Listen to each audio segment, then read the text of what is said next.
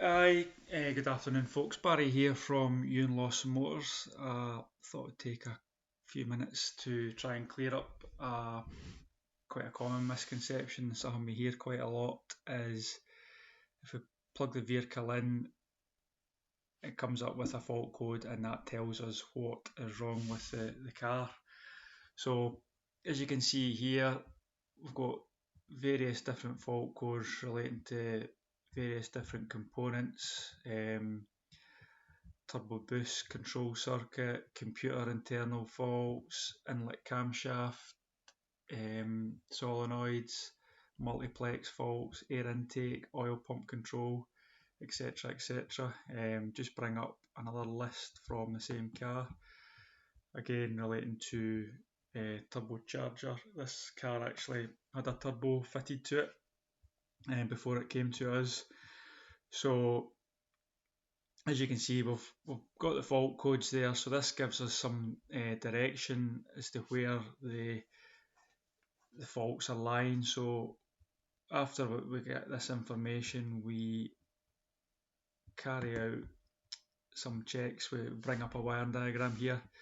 As you can see, all these are components on the same circuit.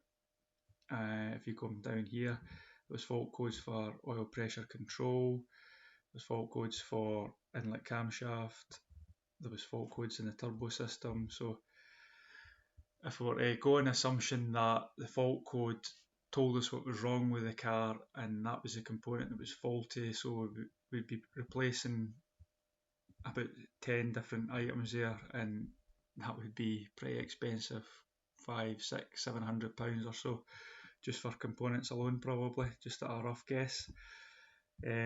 Just pull up another wiring diagram here.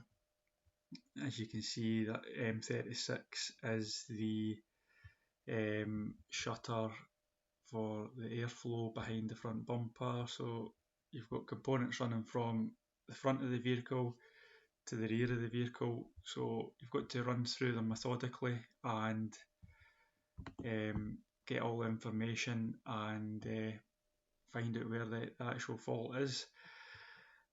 After carrying out those tests, circuit tests, etc., we did find the fault in this car, and as you can see here, it was the oil pressure control solenoid, which sits inside the sump pan, had failed internally, and that oil was leaking through the solenoid and into the multi-plug here, and you can see the oil in the multi-plug, and in turn that oil travels up the copper wire, and that can travel through the engine harness back to the engine control unit and cause failures all over the place, basically, within that circuit. So as you can see, it's worthwhile spending the time running the proper tests. The bill here for carrying out the tests was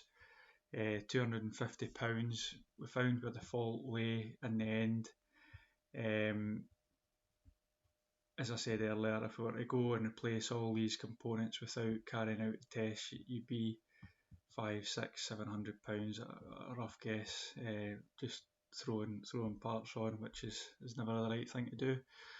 So if you need any help with anything like this, give us a call, 570400. That's Falkirk. Thanks very much.